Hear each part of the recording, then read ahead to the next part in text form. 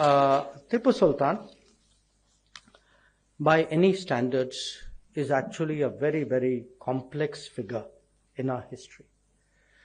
On the one hand, he has the reputation as a key figure who resisted the imposition of British colonial control over India. And it is a fact that his defeat and death can be considered a turning point when it came to the fate of peninsular India.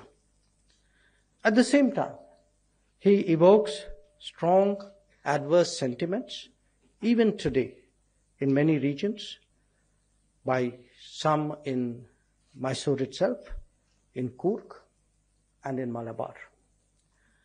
Contemporary history writing, certainly at the national level, has focused largely on the former aspect, underplaying, if not neglecting, the latter. And let's be honest, this was not an accident. Now, history in all societies is complicated, and the politics of the day often indulges in cherry-picking facts. To a considerable extent, that has happened in the case of Tippu Sultan.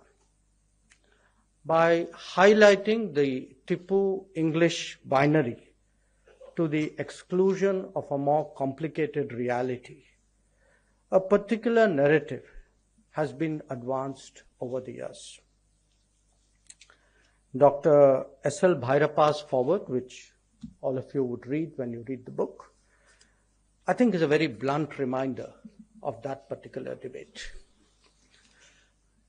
This book, therefore, has a very special value because what it does is it not only presents facts about Tippu Sultan for the reader to make his or her own judgment, but it also, and to my mind this is very important, it also brings out the context in all its intricacy.